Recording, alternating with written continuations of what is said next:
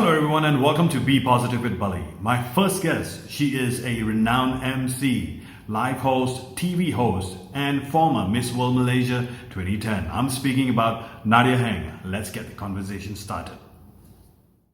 Hi, Nadia. How are you? Hi, Bali. I'm good. Thank you for having me. Thank you so much for accepting. And I must say that, it was last year, 2019, in Petroscience Festival. That was the first time we worked together in such privilege. I was so amazed with your work. I still remember that when I walked down and I heard your voice, I'm like, okay, I gotta buck up. I gotta up my game.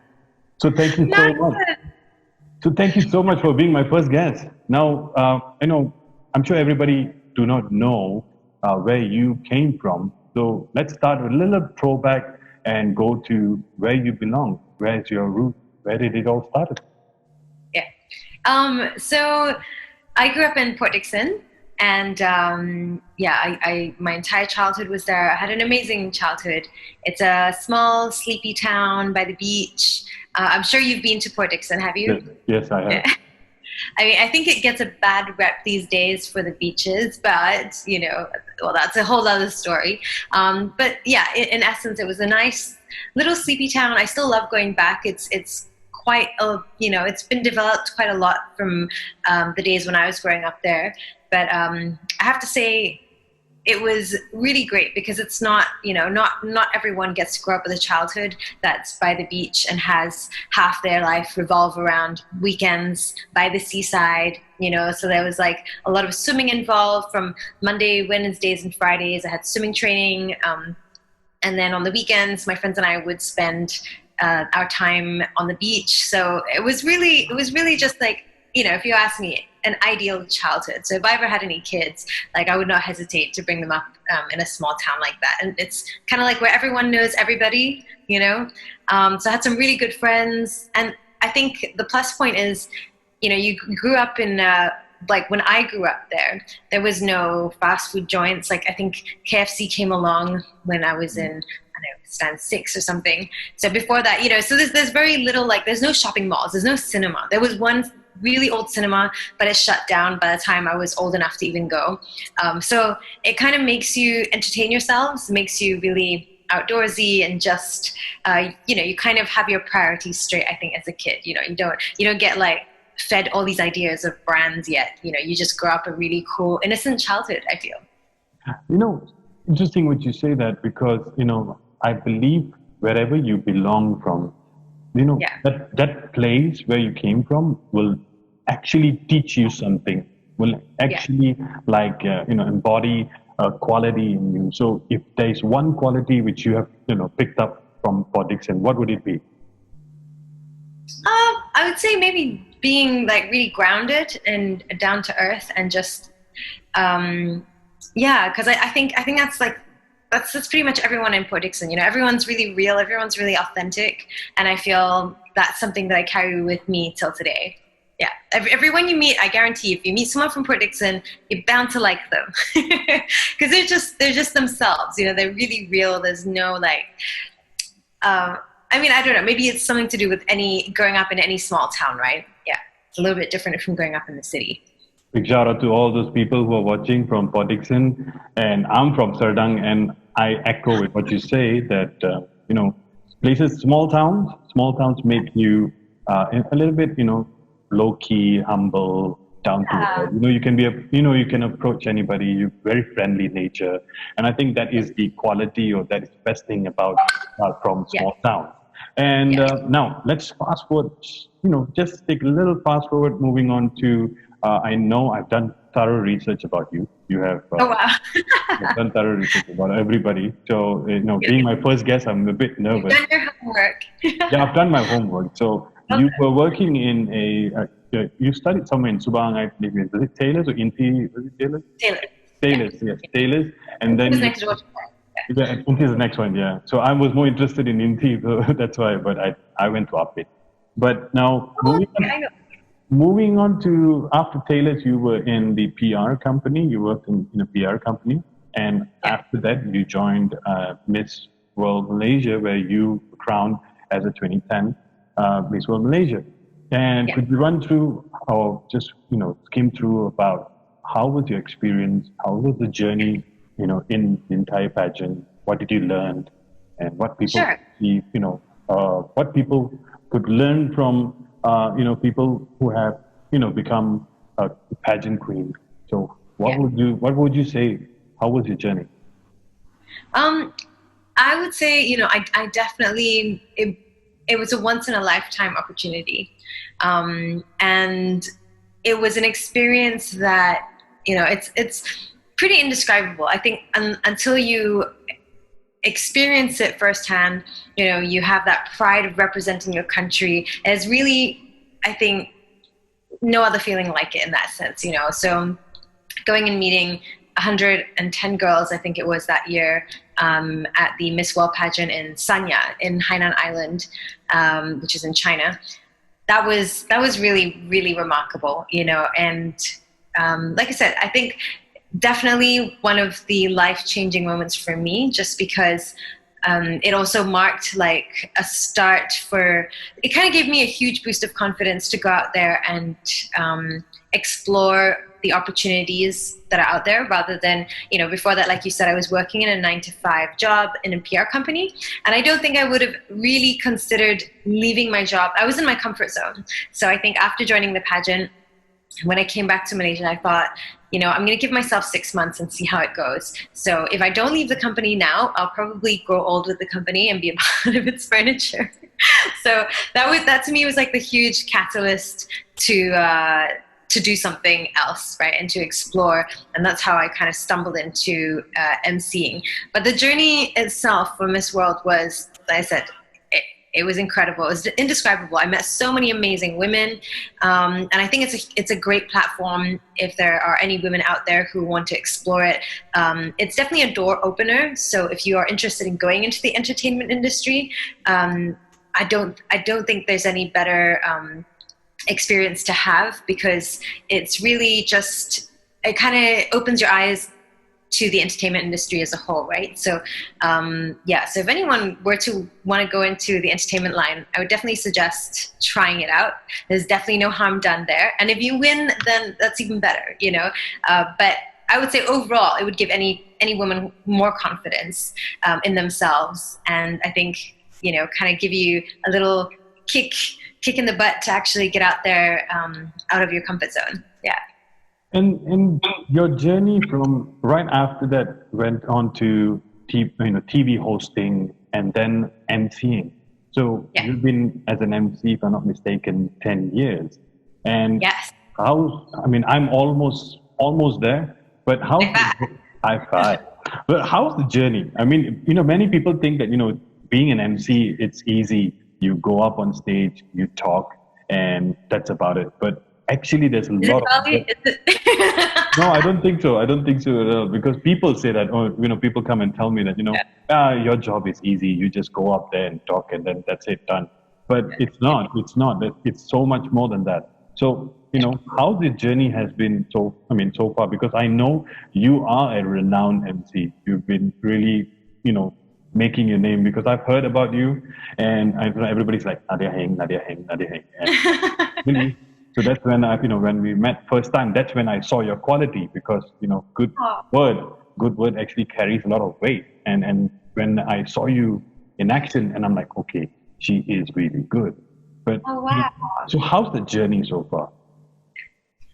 Well, first of all, thank you. It's really kind of you. And high five to you, because, dude, you did amazing during the Petro Science Festival. It was a pleasure to work with you, really.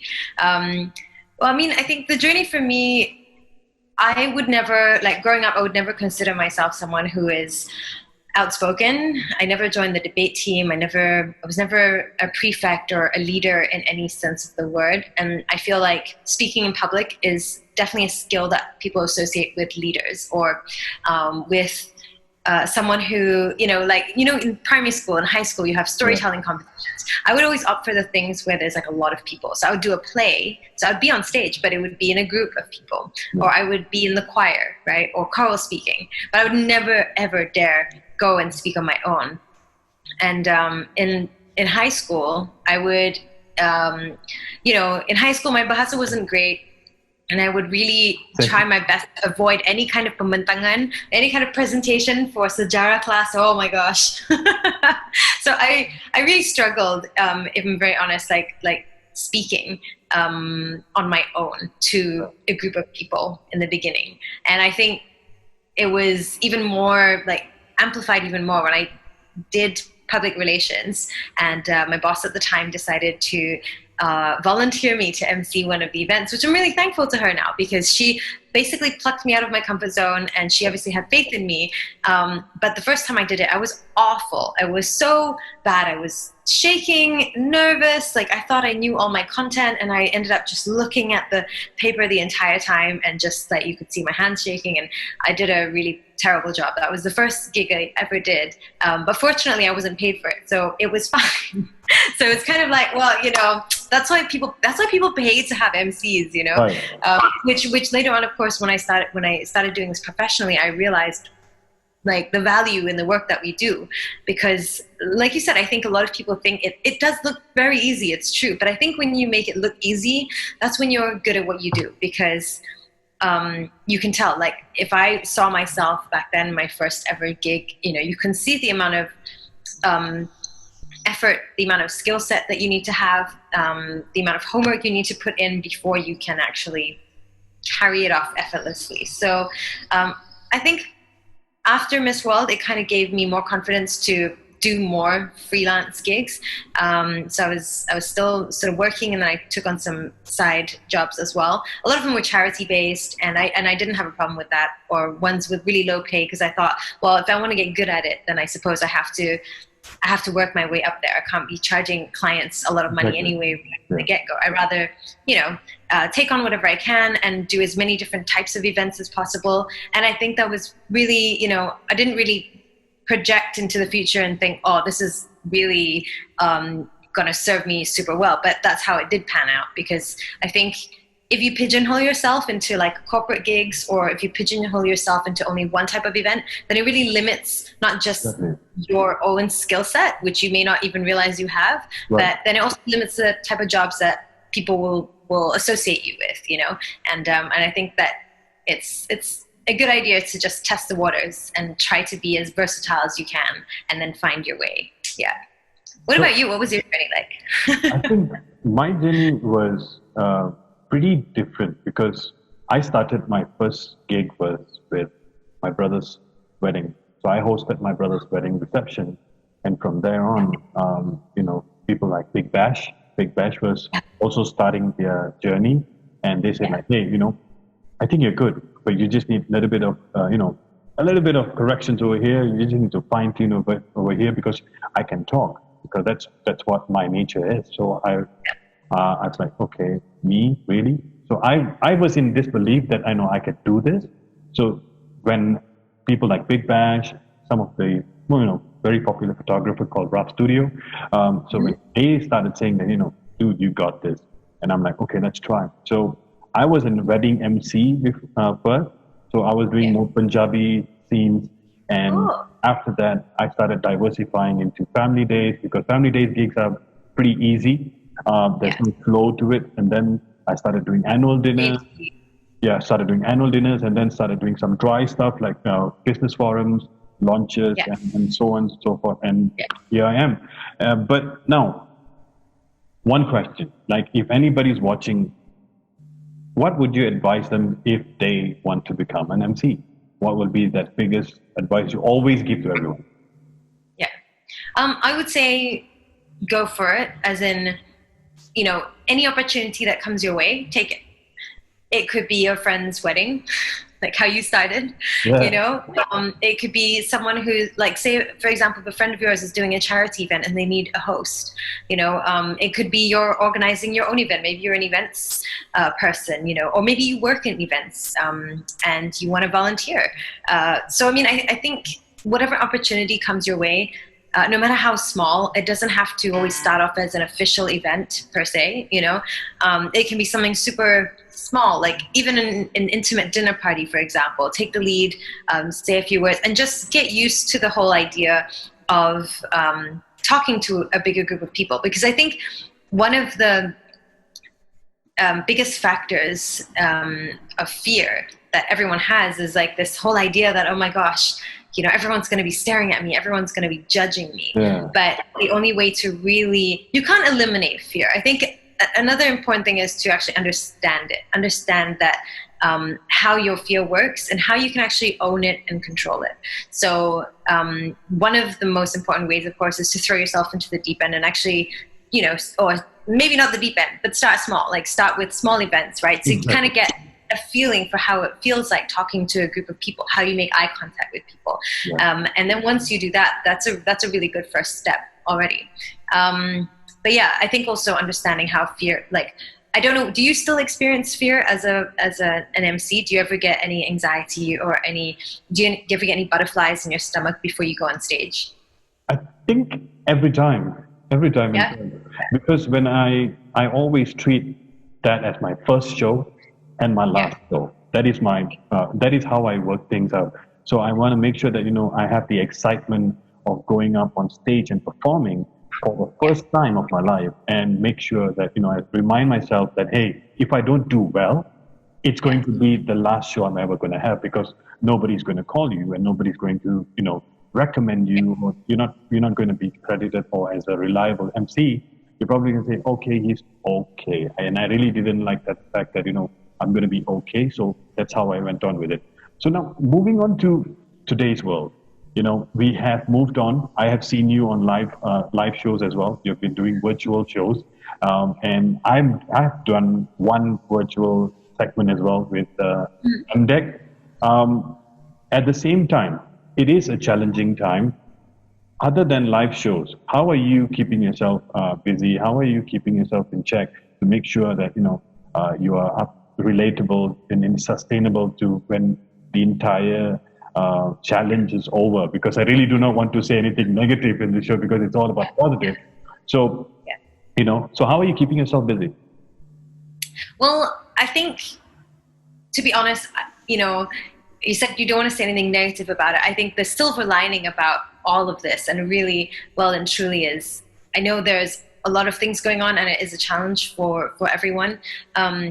But for a lot of us, if you have the capacity, if you are able to be at home right now and actually take this time to sort of like recharge, I'm sure a lot of people, anyone who buys into this idea that you've got to chase your work, and you never have enough, everyone's constantly living in fear of not actually having enough savings, or not having enough money to pay for your, to pay for your house or to buy a car and all these things, right? And I think this has kind of been like a reminder for everyone to slow down and really reevaluate our priorities. And to me, it's been very refreshing. The entire 3 months I stayed home, I really actually enjoyed it, being at home, recharging, spending time in my house without thinking about, because I think a lot of times when you're working, you're on the go, you're eating out almost you definitely have maybe at least one meal out a day, especially if you're working, unless you prepare your food at home, right?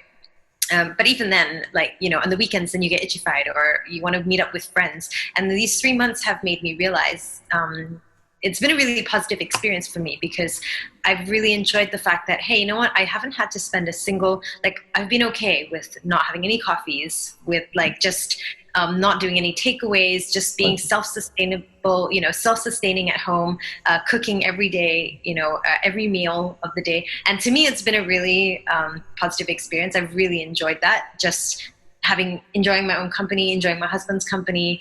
But I mean, to keep busy though, of course, like you said, I think we all the other positive aspect of it is everyone has had to kind of innovate and readjust and be versatile. And so I had actually already started with this idea to do a public speaking masterclass last year. Yeah. And I'd kind of done a bit of research, and I'd written a little bit of it, but these 3 months gave me the time to actually be at home and focus on it. So I finished all 12 modules in the 3 months, and I've basically completed the entire masterclass series. So I haven't started really marketing it yet, but at least I have the product ready. I'm just kind of fine tuning it. It's soft launch, like I've announced it, but I haven't really pushed it. But yeah, so I'm really proud of myself that I actually got all of that done in the 3 months. So that's how I've been staying rather busy and being productive. Yeah. And to those who want to join the masterclass, it's very simple. The description, you will have her website, which is www.nadiaheng.com. Correct me if I'm wrong over here. And yeah, an Instagram site as well and Facebook site as well. You can click on that, you can follow, and you can get updates on the masterclass with Nadia Heng. And see, that's good. That's really good. And at the same time, you're just too humble, because I know on a daily basis, you also have a live workout session with anybody who wants to work out. And that's truly, inspiring as well, because that's how you keep a balance check, because you want to keep relating by doing a masterclass. And number one, and you want to keep on inspiring and motivating people by working out every day on Instagram. You've got people joining in, and I've always stopped in at some point, and then people are saying, "Oh my God, that was a good workout. I followed it." And even though the numbers doesn't matter, it doesn't matter if the quantity is small, but quality. Yeah. So that's really good. Now we are almost going to be wrapping up, and I'm going to be asking, a sum up type of questions. What's next for Nadia Heng?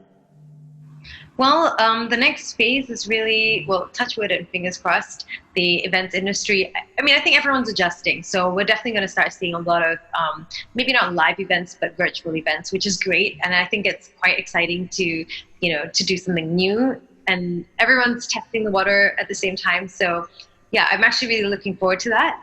And, but besides that, of course, my public speaking masterclass, my little baby, is pretty much ready. So the next phase is, once I've fine-tuned the small bits, then I'm just going to try and push it. And when, I don't know, who knows, when when the industry opens up a little bit more and I can actually do physical masterclasses like in an actual venue, that will be amazing, because I think that will be invaluable to people if they want to learn public speaking as well. So, hopefully, like right now, everything would be virtual, everything would be done online. But eventually, it'd be really nice to actually have a masterclass in a live venue with people who are interested. So yeah, that's my ultimate goal for the rest of the year. I don't know whether that will happen by the end of this year. But if that doesn't happen, I am still also working on a digital, like an version of the masterclass. So if you don't want a one-on-one, you can actually buy the video version of it. So it's 12 modules. So you have all the 12 modules. You can watch it back as many times as you want. So that's also in the pipeline as well. So yeah, I think that will keep me busy until. That's amazing. Then sure. Sending you all the best wishes. Now, to sum up Nadia Heng in one word, choose one word to sum up or describe Nadia Heng in one word. You make this so difficult. That's our job, right? That's my job. Okay. Okay. In one word, I would say I'm sincere and authentic. Yeah. Okay, so let's put it sincere. Okay, I would say authentic. I'll say the word authentic. Authentic. Very nice. Yeah. Tell me one thing that inspires you, motivates you the most. Whenever you're down, what inspires and motivates you? Like maybe a song, maybe a book, or a person. Yeah. I mean, to me, like I really, really enjoy working out, and I think that working out will. I mean, I don't know anyone who's ever regretted after a workout session saying, "Oh, I wish I didn't do that." Everyone feels amazing after a workout, and to me, I try to make it part and parcel of my lifestyle. So it becomes a habit, and then eventually becomes a lifestyle. So for me, that is something that constantly keeps me going. So I do that on the daily, and in all honesty, if if I start off on a bad note, if I wake up on the wrong side of the bed, if I'm having a bad day, if things just don't seem to be going well, I just go for a run, which I really love doing. But right now I haven't, the gyms are still closed. Yeah. Condo. So I've been doing the HIIT workouts, which you've seen me doing on IG Live. And honestly, that to me, as cliche as it sounds, but that is what really constantly gets me motivated and inspired. When I'm running or when I'm doing a workout, I kind of go into my zone, and that's when I get ideas from. That's when I actually start to link or kind of reflect on the day and try to see how I can do things better. And yeah, so that to me would definitely be it. Exercising. Okay. Two last questions. Sure. For you. And the second last one is three qualities everyone should have, in having a balanced life, a positive life. Yeah. I think one would be to have humility, to have, to always put our egos in check, always have humility. And in that sense, treat everyone the same. So, treating every single person that you meet exactly the same, regardless of race, color, background, ethnicity, their socioeconomic background, everything, right? Like, treat everyone equally. I really believe the world needs more of that today, right? And that is what's going to make the world a so much better place. So reflecting on how we actually treat people on the day-to-day basis, and making more of an effort to be better at that. So humility. I think another really important quality that we should all have is to really, I'm going to say be kind. Is be kind very similar? But yeah, be kind. Be kind to everyone around you, your siblings who may sometimes annoy you, right. your parents. I think, that's something as well, which I think part of it is because we just get caught in the rat race, right? We're all on edge all the time. Small things annoy us. But not just family. Like when you go to a mama, be kind to people. Yeah. And finally, I would say to be curious. Yeah. 3. You said 3, right? Yeah. So last one would be curious, because I think being curious helps you discover things and pleasures that you never knew existed, and we live in our own bubble, right? We're just doing the same thing day in and day out. And one thing about MCO that's made me realize is being curious has led me to meeting so many new people, and I think it's important to have interests. So be curious about the world, go and explore, try new things. And I think that's how you find a really fulfilling life. Yeah. Fantastic. Now, final question before my surprise. I have a surprise for you. What is it? Final question would be, who inspires you? I mean, name one person who inspires you. And, who knows, I might get an opportunity to invite the person on another dialogue session, because this is my first dialogue session. There's so much of improvements to be made, because camera angle, maybe my makeup, the lighting, all things. You're like great. What are you talking about? No, because I've not visited the barbershop at all, so I look quite different than I used to. So yeah, but before the surprise, now, so tell me, the last question would be, who inspires you the most? I would say my sister, my twin sister, because she is the strongest person that I know. She is, she's just a go-getter. She doesn't let, I know that we have, a lot of us let fear stop us from doing things that we really want to do. And she doesn't let that happen. She just confronts fear in the face and just does it. So was it 2 years ago? 2 years ago, she decided to up and leave. So she left KL, moved back to England.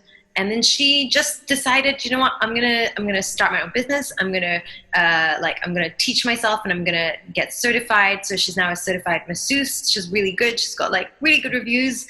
And I'm so proud of her. And she's doing it in London. But on top of that, she decided, I'm just going to live on a boat. So she lives on a narrow boat on the Thames, and the majority of people who do that are not necessarily our age, and generally they're older couples, right? So she's like a few young girls who's on a narrow boat. So she fixed everything herself. She installed her own toilet.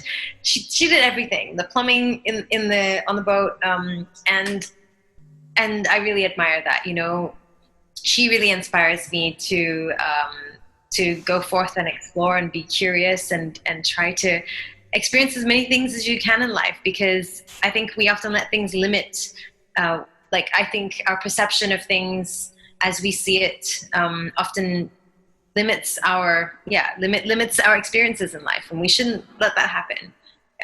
We let our fears define our lives, and we shouldn't let that happen. Big shout out to your sister. Hey, if you're watching. And okay, so we're finally in, and we were scheduled to probably shoot about 10 to 15 minutes. I think we are way past that. That's what happens when you have two MCs. That's what happens. That's normal and that's natural. So the surprise is, and I know that it's your anniversary, so happy anniversary to your husband. And one of our partners, Desi Tarka, will be sending you free food to your home. What? Yes. What? Yeah. Desi Tarka will get it. So Desi Tarka is one of our partners, and they will be sending you free food, and hope you enjoy it. It's Northern Indian. It's not that you can tell them if it's not spicy or you don't like spicy food. So thank you so much. That's so sweet. Wow. No worries. You. And big shout out to all my other partners as well. Be Strategic, Pro, and DH Creation. And a big thank you to Nadia. Thank you so much for joining on the first, being the first guest on my dialogue session with Be Positive Bally. I'm sure people are inspired, motivated by what you have shared. I am too, because this entire thing is about, creating a much more positive space. So thank you so much, Nadia. Sending you positive vibes on your future projects. And, I hope to see you soon once this is all over. And to all those who are watching right now, you can click on her website, give her, follow her on Instagram and Facebook. And I hope you guys will also join me on our next dialogue session. Nadia, would you like to say bye-bye to them? Sure. Well, first of all, thank you, Bally. Thank you for having me and sending you good vibes right back. Thanks for putting all of this together. Thanks to the partners. Thank you for your very generous food. I'm so looking forward to it now. And thank you guys so much for watching. I hope you enjoyed the session. And, if you guys ever have any questions, you can just DM me on my Instagram. All right. So the next session will be someone who you have probably heard. He is either on a radio, either on a commercial, or maybe you have seen him while you're driving towards the airport. So if you want to know who the person is, find out more on Be Positive with Bally, episode number 3, with my second guest, because this is episode number 2. So there's so much of improvement to be done. So I hope you guys, understand all the small technical glitches, and I'll see you next week. Bye-bye. Bye, Nadia. Thank you. Good night.